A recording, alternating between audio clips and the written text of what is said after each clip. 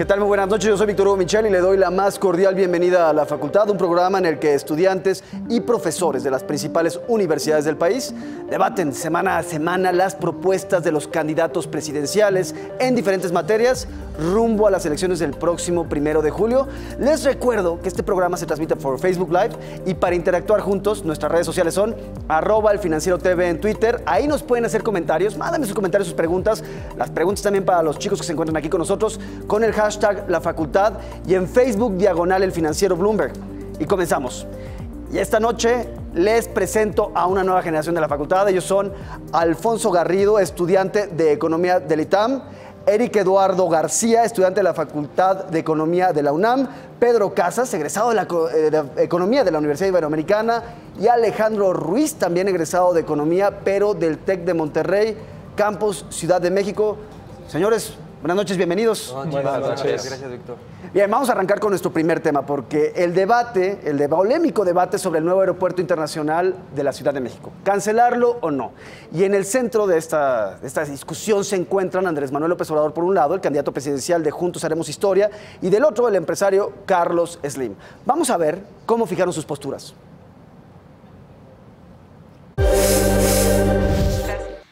Mira, suspender el proyecto yo creo que es suspender el crecimiento del país. Entonces, yo soy optimista. Es de que tienen que analizarla más cuidadosamente, más a fondo, con todas sus consecuencias, sus efectos nacionales en la Ciudad de México. Esto es un paradigma de detonador del desarrollo fantástico. Y les puedo asegurar que no hemos nosotros sido partícipes en ningún momento de ninguna clase de corrupción. Si él opina de esa manera, está en su derecho porque él es parte de las empresas que están construyendo ese aeropuerto, él es contratista. Si es como dice él, un buen negocio, pues que lo haga con su dinero, que lo construya con su dinero y se le da la concesión, pero que el dinero del pueblo de México no se malgaste. Bien, así lo dijeron Carlos Slim y Andrés Manuel López Obrador. Y la pregunta que les planteo a ustedes de arranque es, ¿puede someterse a una consulta pública una obra de esta naturaleza? ¿A favor o en contra? ¿Quién quiere arrancar? Vámonos. A mí me parece que, en primer lugar, el mecanismo de consulta no me parece el adecuado para un tema tan complejo como es el diseño, planeación de un aeropuerto de tal calado y del nivel de inversión que implica. Porque, ¿qué pasa? Son cosas que ni nosotros, que tenemos una educación universitaria, entendemos a fondo. O sea, al final, a mí me parece que lo que se debe de hacer es nombrar tener un análisis de alguien calificado, de alguien con una buena reputación, y que se analice la viabilidad del proyecto. No, o sea, al final, pero esto no debe ser un tema de consulta popular, debido porque no tenemos el expertise, mucha gente, como para votar en este tema. Me parece que en temas de escoger a nuestros representantes es claramente hay que votar. En temas, por ejemplo, una declaración de guerra, me parece que totalmente estoy de acuerdo que se debe hacer una consulta popular.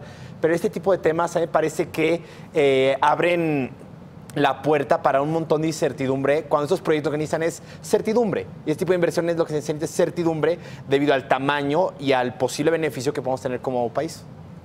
¿Alguien más?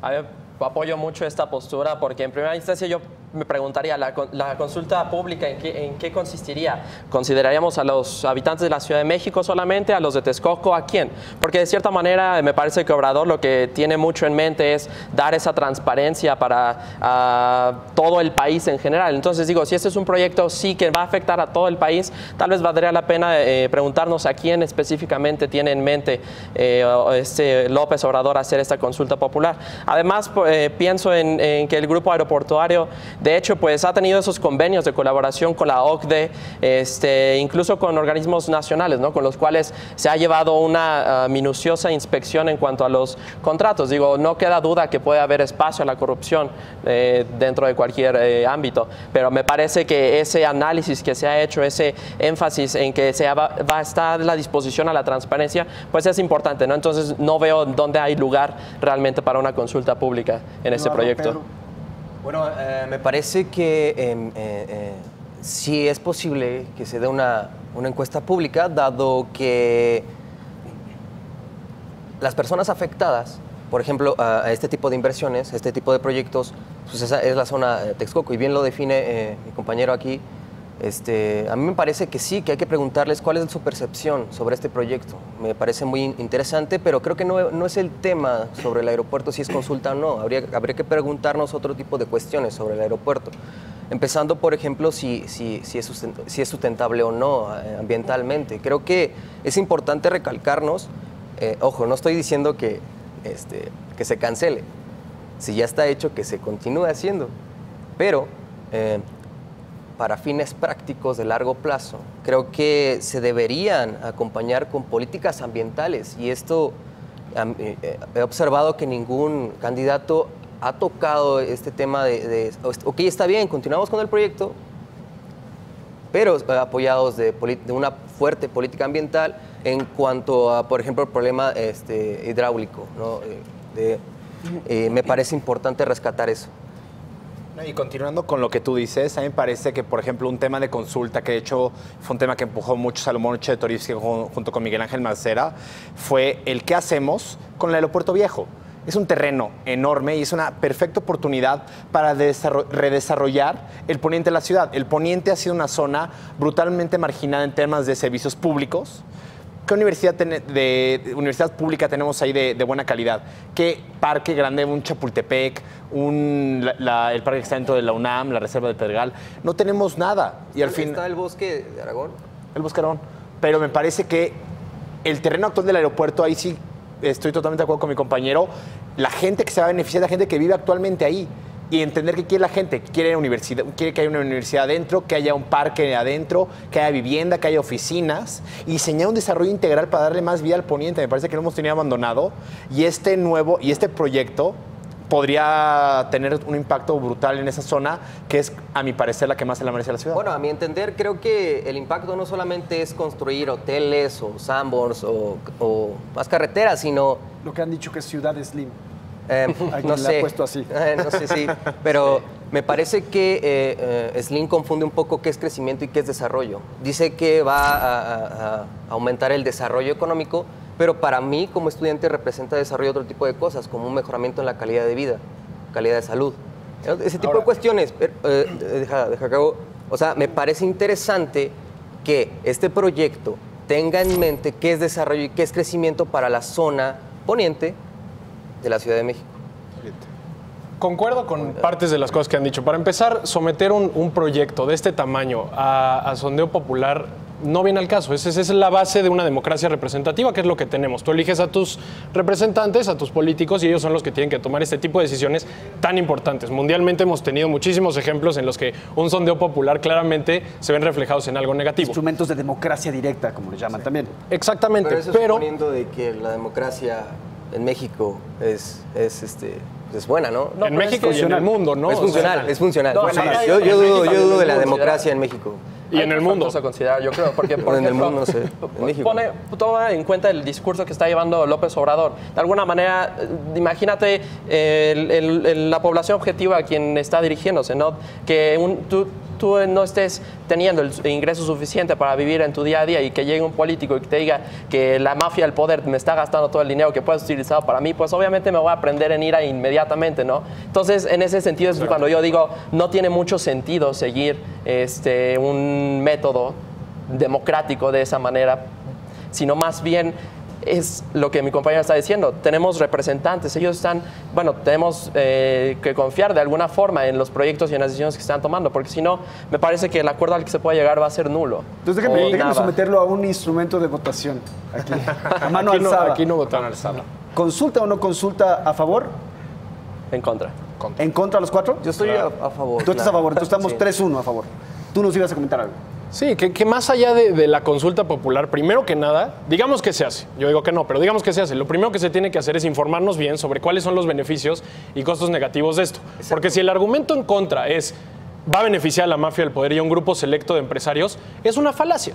Tenemos que pensar de manera más amplia nuestra visión y ver cuáles son los beneficios reales de este aeropuerto. Impulso al turismo, impulso a la zona a la zona aledaña al aeropuerto, mucha más inversión, la conexión con mercados internacionales, disminuir los costos de transporte y de logística de millones de empresas. En fin, es un tema muy amplio de beneficios contra los que yo vería en contra del argumento. Déjenme hacerles una pregunta en ese sentido, porque hay un debate sobre los beneficios o los perjuicios que podría tener este aeropuerto, este nuevo aeropuerto.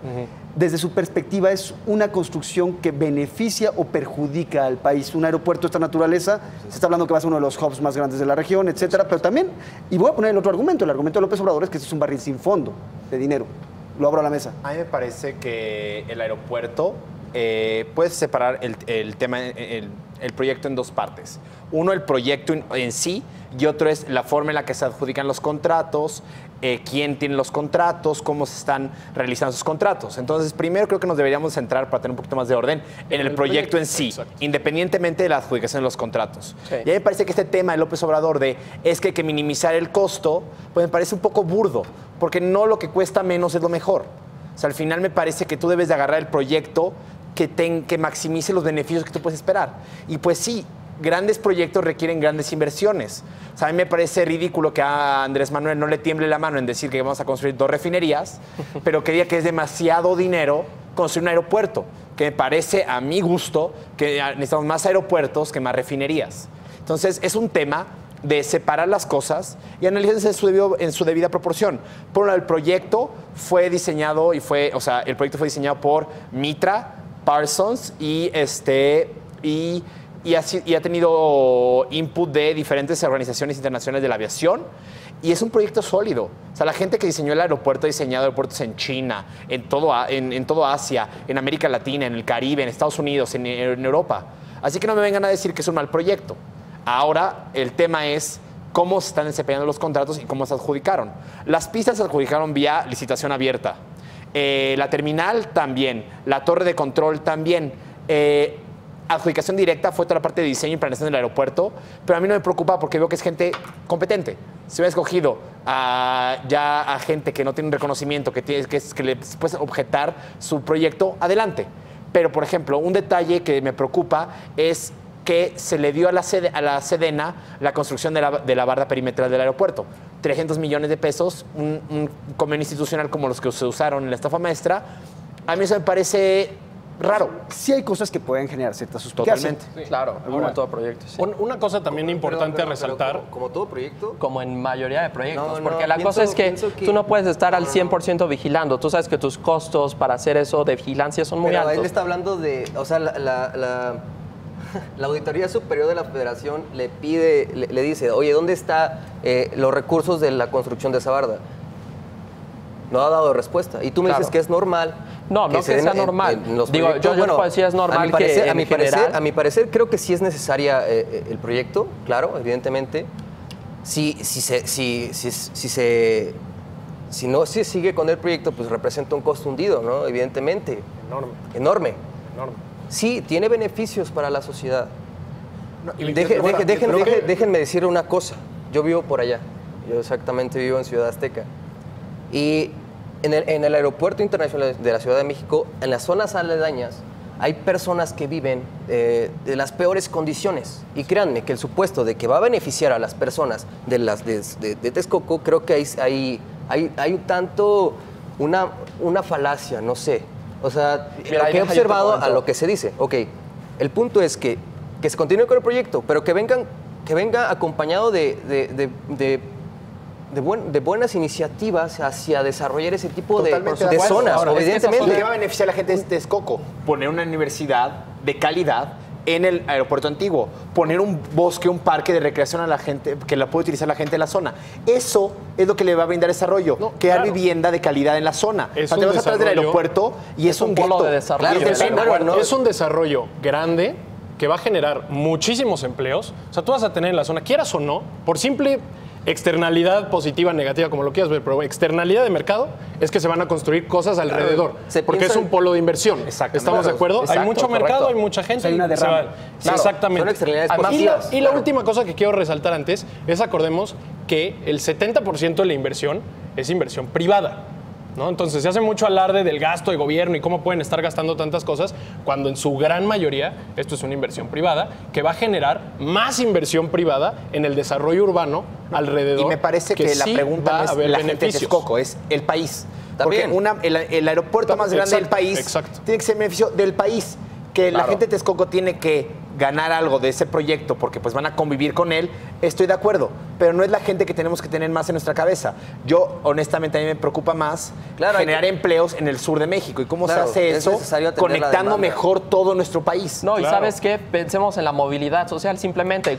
¿Cuántas personas de afuera de la Ciudad de México vienen a la Ciudad de México a trabajar? ¿Y cuántos no pertenecen ni siquiera? Entonces yo veo el aeropuerto como una gran oportunidad para que la gente, considerando tu sistema de transporte, dime si es bueno para que la gente esté transportando día tras día, ida y regreso. O sea, no es algo factible. Entonces el aeropuerto me parece una muy buena oportunidad para ese punto, ¿no? Para de alguna manera desalojar un poco. No, obviamente no va a ser tal vez muy significativo, pero me parece que es algo importante. O sea, pensando en los censos económicos. O sea, con el aeropuerto actual que tenemos en la Venustiano Carranza, vemos que 19.6% de los empleos están asociados a este aeropuerto, al actual. 19.6%. De los empleos en la delegación Venustiano Carranza están asociados con el aeropuerto que tenemos actualmente. Entonces pensemos, yo creo, en ese punto. Es algo muy importante. Tenemos que cerrar el tema porque todavía tenemos uno más que discutir, pero por lo que veo, aquí hay una discusión muy fresca, muy interesante sobre el aeropuerto. Estamos viendo distintos puntos de vista, pero al final me quedo con la impresión, los cuatro estarían planteando adelante con el proyecto. Sí, claro. Sí, totalmente. Y claro que revisar los contratos. Exacto. O sea, aquí es un tema... Contrato que tenga problemas de corrupción, sobornos, que haya habido colusión entre los participantes de las licitaciones, por mí, o sea, que haya responsabilidad penal a los directivos de la empresa. Eso en cualquier país decente así sucede. Y también, como dijo Eduardo, también pensar en el desarrollo, no solo en el crecimiento, en el desarrollo de la zona, pensar en el impacto ambiental y hacer esto un proyecto de primer mundo entero, holístico y completo. Con eso me quedo. Con esto nos vamos a un corte, regresamos porque todavía vamos a platicar sobre el ingreso básico universal de Ricardo Anaya. Quédense con nosotros. No olviden que pueden interactuar aquí con nosotros a través de nuestras redes sociales con el hashtag La Facultad. Y antes de ir a una pausa, los quiero invitar a este programa. Si ustedes son estudiantes universitarios y les gusta el debate y opinar sobre los temas cruciales que se están discutiendo en esta etapa de campaña, envíen un correo a esta dirección que ven en su pantalla, scalixto@elfinanciero.com.mx. Nos vamos a poner en contacto con ustedes. Quizás ustedes puedan estar aquí con nosotros en la facultad. En breve regresamos para discutir el ingreso básico universal.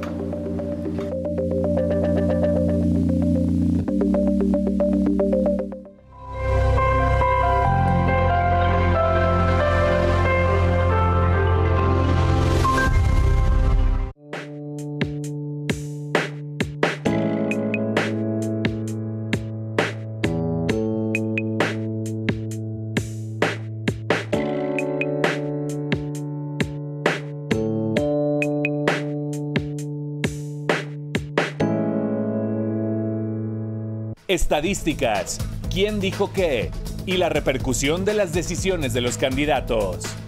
En el financiero Bloomberg, somos los primeros en brindar un análisis minucioso de las elecciones 2018.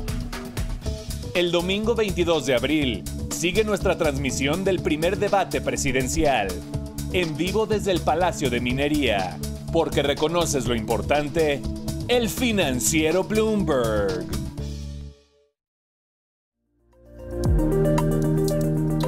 Estamos de regreso en la facultad, gracias por continuar con nosotros y recuerden que esperamos sus comentarios a través de nuestras redes sociales con el hashtag La Facultad.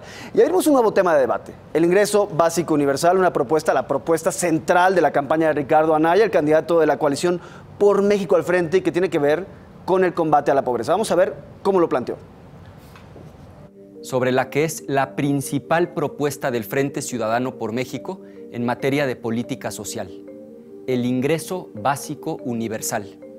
Es una cantidad de dinero pagada mensualmente y garantizada por el Estado a todos los ciudadanos por el simple hecho de ser mexicanas o mexicanos. Y bien, ya vimos la propuesta de Anaya. Les pregunto a ustedes, ¿les parece que se puede aplicar en un país en vías de desarrollo este salario que le tocaría al indígena más pobre de Chiapas? O también a Carlos Slim, a quien mencionábamos. Exactamente. ¿Qué opinan? ¿Quién abre? A mí me parece una propuesta sinceramente interesante. aún no puedo definir si estoy de acuerdo o no, porque me parece que es necesario que Anaya nos dé un poquito más de detalles en cuanto a la aplicación de esta propuesta que dice él es la principal en su política social. Pero me parece que es un punto muy importante a considerar, dado parece que hemos sabido, ¿no?, la discusión tal vez muy fresca que se ha dado respecto a este tema, ¿no? Porque no solamente es ir a favor de reducir o a alivianar un poco la pobreza, sino me parece que se cubren otros temas importantes. ¿Cómo qué tema? Con ello. Pues simplemente un tema de justicia social. Ok, pero tengo que recalcar que esta propuesta es para solucionar el problema de pobreza en México. En Finlandia está enfocado a erradicar el problema del desempleo. Finlandia es un país en donde se está aplicando. Claro, desde el 2016 me parece. ¿Cuántas personas participan en el programa? 2.000 personas. Que iban a cancelar el programa de Finlandia. De hecho, sí. Ahí eso es lo que voy. El punto acá es de que se plantea universalmente. Y es un tema muy delicado. ¿Por qué? Porque si bien es cierto que cómo pensamos recomponer el tejido social en México, pero sinceramente hay un problema fiscal de fondo. Totalmente. Donde la deuda neta del sector público ha aumentado desde el 2007 y ahorita está en niveles del 46% como porcentaje del PIB y se ha ingresado menos y se ha gastado más. Habría que ver cómo se está gastando, hacia dónde se está gastando. Permíteme dejar a cabo y con esto termino. ¿Cómo piensa financiarlo Anaya? Si en una nota del Economista del día 26 de febrero dijo que había un excedente de gestión pública de 403 millones. Anualmente gastaría 1.6 billones de pesos en este ingreso básico universal. ¿Les suena correcta esta cifra? Puede ser, ¿Más o menos? Claro, sí. Tengo otra cifra, pero mi pregunta es, ¿cómo piensa financiarlo si tiene un problema fiscal de fondo y rescatando de que los principales candidatos a la presidencia no tocan este punto medular? Para mí una buena propuesta de ingreso básico sería, ¿sabes qué? Primero erradico el problema fiscal de fondo y después nos vamos a proyectos sociales. ¿Qué? Déjame de pasar. Ahí no estoy de acuerdo contigo. Ahora, pero espérame, a mí me parece que primero... dame 2 segundos. Solo para entender, ¿el problema fiscal te refieres a la deuda? Claro. Okay, al déficit. Hay que fondearlo y es mucho dinero. A la tributación. No hay manera para hacerlo. Finlandia tiene una base tributaria de 42%. México tiene una base tributaria de 19%. Dime de dónde, solo es eso. Pero primero, antes que pensar en los cobres, es pensar si es una buena o mala política. O sea, primero vamos a empezar en análisis un poquito de estructura. Primero, ¿a qué objetivo queremos pegarle? ¿Desigualdad? ¿Queremos bajar el Gini de este país? ¿Queremos pegarle a pobreza extrema, a pobreza en general? ¿O solamente dar una lana a cada quien para que se la gaste lo que quiera? O sea, es primero entender, dame 2 segundos. Hay que entender primero qué queremos. Hay que entender primero qué queremos atacar. ¿Queremos atacar pobreza? Me parece un muy mal programa. El hecho de que a todo mundo, por ser mexicanos, como dice Anaya, le toque, me parece ridículo. ¿Por qué? Porque tenemos una población, cuando el 50% del país vive en pobreza y como el 20% vive en pobreza extrema, me parece totalmente irresponsable decir que a todo mundo le va a tocar. Ese ingreso se debe focalizar a la población más marginada. Primer problema. ¿Quieres atacar desigualdad? Me parece que lo primero que hay que hacer para atacar desigualdad es aumentar la educación. O sea, al final, para repartir lana, hay que generar la lana. Me quedan 3 minutos de programa, entonces me gustaría escuchar a ver uno de tus comentarios. A ver, vamos. Perfecto, vamos a meterle sabor a esto. Primero, queremos erradicar pobreza. Yo nada más lo pongo sobre la mesa. Si tú das dinero para que sean capaces de satisfacer sus necesidades básicas, ¿no se acaba la pobreza o no se trabaja con eso? Posible. No sé, déjalo, pongo ahí. Ahora, ¿de dónde sale el dinero? Que es otra pregunta. Sí, tenemos un problema fiscal. Ahí está la respuesta. Puedes tributar un poco más y sacar un poco más de dinero. Somos de los países con menores niveles de recaudación fiscal en toda Latinoamérica y en los países de la OCDE ni se diga. Ten en cuenta que somos el país con mayor informalidad y recaudar los informales es brutalmente problemático. Además de otra cosa que es muy importante, que es, si se hace este programa, tiene que venir acompañado de entonces disminuir los programas sociales. ¿No? Tienes que eliminar burocracia, tienes que limitar esos costos de ahí para poder ejercer el gasto en este. Y ahora, punto importante, con eso además generas otro tipo de cosas, que es acabar con los clientelismos, acabar con las corruptelas, y entonces haces que la gente por sí sola maximice su utilidad y entonces haga su gasto, como nos enseñan en economía. Ahí tengo un problema contigo. Y ¿Cómo ahí va le el vas a ejemplo, dar el mira. dinero a la gente que está en la sierra? Porque no tiene una cuenta de banco a la cual se le transfiere automáticamente. Tarjetas. Los dan ahorita, que es en efectivo. Va a tener que llegar alguien con una bolsota de efectivo. Me parece que funciona como Y al final, Me parece que el igual que efectivo como y el tema de como ese dinero aquí le va a servir. Exacto. Una tarjeta en la Tampoco sierra llega que a toda compras gente. con una tarjeta. Señores, Y lo veo haces que este tema accesible los para divide. todos. Lo haces accesible para todos. Veo que este tema sí los divide. Nos fuimos con el primer tema, el del aeropuerto, con unanimidad, un consenso, pero veo que en este sí están divididos, tienen diferentes posturas. Sí.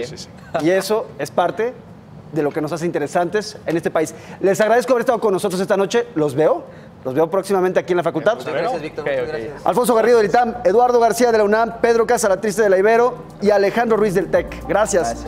Y a usted, muchas gracias por haber estado con nosotros aquí en la facultad. Los esperamos en la siguiente emisión, el próximo jueves a las 8:30 de la noche. Recuerde, puede ver este programa en nuestras redes sociales. Buenas noches. Gracias por haber estado con nosotros.